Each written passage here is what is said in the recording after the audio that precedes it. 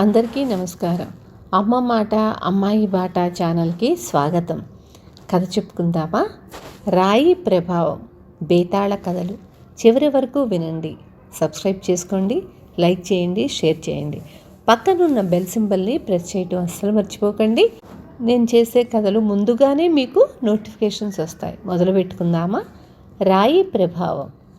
పట్టుదల వదలని విక్రమార్కుడు చెట్టు వద్దకు తిరిగి వెళ్ళి చెట్టుపై నుంచి శవాన్ని దించి భుజాన వేసుకుని ఎప్పటిలాగే మౌనంగా శ్మశానం కేసి నడవసాగాడు. అప్పుడు శవంలోని బేతాళుడు, రాజా, ఇంత అర్ధరాత్రి వేళ భీతి గొలిపే శ్మశానంలో నువ్వు పడుతున్న శ్రమకు కారణం ఏదో అలౌకిక శక్తి అయి ఉంటుందని నాకు అనుమానం కలుగుతున్నది. ఎంత పట్టుదల ధైర్య సాహసాలు కలవాడైనా మనిషి తాను కోరినవన్నీ సాధించలేడు. అందుకు సాయపడే అడ్డుపడే బాహ్యశక్తులు కొన్ని ఉంటాయి. ఉదాహరణగా నీకు లక్ష్మీధరుడనే ఓడ వర్తకుడి కథ చెబుతాను. శ్రమ తెలియకుండా విను అంటూ ఇలా చెప్పసాగాడు. లక్ష్మీధరుడనే వర్తకుడు పెద్ద పెద్ద పెట్టుబడులు పెట్టి విదేశాలకు ఓడల ద్వారా సరుకులు రవాణా చేసేవాడు. ఈ వ్యాపారంలో అతడు లక్షలు గడించాడు. అయితే అనుకోకుండా ఇందులో ఒకసారి అతడికి విపరీతమైన నష్టం కలిగింది. సముద్రపు దొంగలు ఓడలను అటకాయించి కొల్లగొట్టుకుపోయారు. ఈ సంగతి తెలిసి అతన్ని పరామర్శించవచ్చిన మిత్రుడొకడు అతడి చేతి వేళ్లకేసి కన్నార్పకుండా కొంతసేపు చూసి, పగడం తాపిన ఆ ఉంగరం ఎప్పుడు చేయించావు అని అడిగాడు. బావున్నదని ముచ్చటపడి, ఈ మధ్యనే చేయించాను. ఎందుకలా అడిగావు అన్నాడు లక్ష్మీధరుడు. పగడం నీకు అచ్చివచ్చినదేనా లేక కాకతాళీయంగా చేయించావా అని అన్నాడు మిత్రుడు. ఆ అచ్చి రావడం సంగతి నాకు తెలియదు. పగడం బావున్నదని వేయించా. అసలు నన్ను పరామర్శించవలసింది పోయి ఈ ప్రశ్నలన్నీ ఎందుకు అడుగుతున్నావు అన్నాడు లక్ష్మీధరుడు. ఈ రాయి ప్రభావం కారణంగానే నువ్వు వ్యాపారంలో అంతగా నష్టపోయావు. ఆ సంగతి బాగా గుర్తుంచుకో అని లక్ష్మీధరుడి మిత్రుడు వెళ్ళిపోయాడు. మిత్రుడు అలా అన్నప్పటి నుంచి లక్ష్మీధరుడి మనస్సులో ఒక పెద్ద అనుమానం చోటు చేసుకుంది. అతడు తలపండిన 10 మంది పరిచయస్తుల్ని కలుసుకొని పగడపు రాయి గురించి వాకప్ చేశాడు. వాళ్ళంతా ఏకకంఠంగా, లక్ష్మీధర, ఒక్కొక్క మనిషికి ఒక్కొక్క రాయి అచ్చొస్తుంది. ఇది జగమెరిగిన సత్యం అన్నాడు. దానితో లక్ష్మీధరుడి అనుమానం భయంగా మారింది. పొరుగున ఉన్న ఊళ్ళో ఆభరణాలు, వాటికి విలువైన రాళ్లను విక్రయించే సోమశేఖరుడనే వర్తకుడున్నాడు. అతడు ఎవరికి ఎలాంటి రాయి అచ్చివచ్చేది ముందే తెలుసుకొని విక్రయిస్తాడు. ఈ సంగతి విన్న లక్ష్మీధరుడు అతన్ని చూడబోయాడు. సోమశేఖరుడు లక్ష్మీధరుడు చెప్పినదంతా మౌనంగా విని ఉంగరంలోని పగడపు రాయిని ఏదో పనిముట్టుతో లాఘవంగా ఓడబెరికి పక్కన ఉన్న చెత్తకుండీలో పారవేశాడు. తరువాత అతడి నామనక్షత్రాలు తెలుసుకొని వేళ్లతో గుణించి పక్కనే ఉన్న ఒక చిన్న పెట్టె మూత తెరిశాడు. ఆ పెట్టెలో ఉన్న రాళ్లల్లో నీలపు రంగు నుంచి ఒక రాయిని ఏరితీసి దాన్ని నేర్పుగా లక్ష్మీధరుడి ఉంగరంలో పొదిగి అతడి చేతికిచ్చాడు. ఇది జాతి నీలం రాయి. మీరు అన్ని వేళలా ధరించదగ్గది. దీని ప్రభావం ముందు ముందు మీరే స్వానుభవంతో తెలుసుకుంటారు. దీని ఖరీదు చాలా ఎక్కువే. అయినా మీరు చెప్పింది విన్న తరువాత వ్యాపారంలో బాగా నష్టపడ్డారని గ్రహించాను. అందుకే లాభపడకుండా నష్టపోకుండా దీన్ని మీకు కేవలం 1000 వరహాలకే ఇస్తున్నాను అన్నాడు సోమశేఖరుడు. లక్ష్మీధరుడు మారు మాట్లాడకుండా 1000 వరహాలు సోమశేఖరుడికిచ్చి ఇంటికి తిరిగి వచ్చాడు. కొంతకాలం గడిచింది. ఒకనాడు సోమశేఖరుడి దుకాణానికి లక్ష్మీధరుడు వచ్చాడు.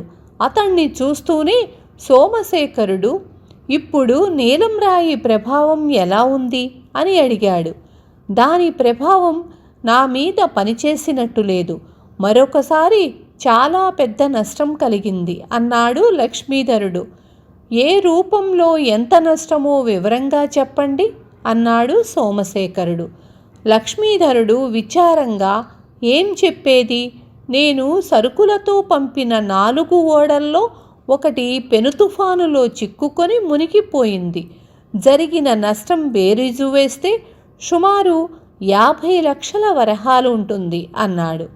సోమశేఖరుడు నవ్వి, అంటే మిగిలిన 3 ఓడలు సురక్షితంగా ఒడ్డు చేరాయన్న మాట అవునా అన్నాడు. అవును, చేరాయి అన్నాడు లక్ష్మీధరుడు. నేనిచ్చిన నీలం రాయి ప్రభావం వల్ల మీకు శుభమే జరిగింది. ఆ సంగతి మీరు గుర్తించటం లేదు. 4 ఓడల్లో 3 అంత పెద్ద తుఫాను దెబ్బకు తట్టుకొని సలక్షణంగా తీరం చేరాయంటే ఏమన్నమాట? అది ఆ రాయి ప్రభావం.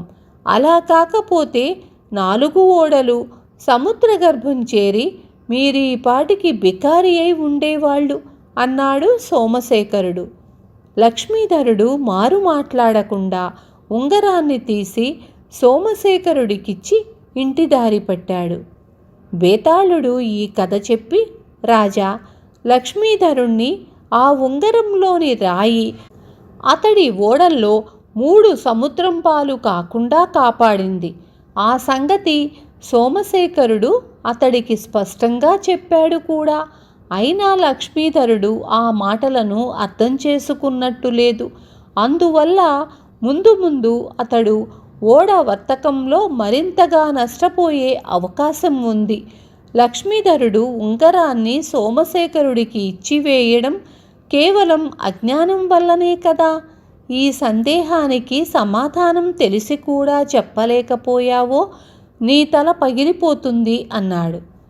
దానికి విక్రమార్కుడు, లక్ష్మీధరుడు మొదట్లో బావున్నదని ముచ్చటపడి పగడం తాపిన ఉంగరం చేయించుకున్నాడు.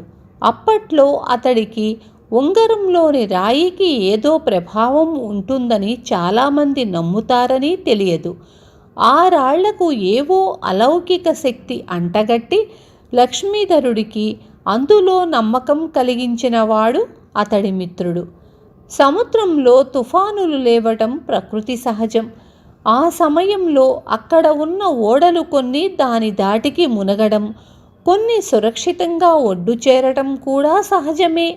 అయితే సోమశేఖరుడు చాలా తెలివిమంతుడైన వ్యాపారి. అప్పటికే అంతో ఇంతో ఉంగరం రాళ్ల ప్రభావం గురించిన నమ్మకం ఉన్నవాడు తప్ప లేనివాడు తన దగ్గరకు రాడని అతడెరుగు. ఆ నమ్మకాన్ని తన తర్కంతో, మాటకారితనంతో అతడు మరింతగా వృద్ధిపరుస్తాడు.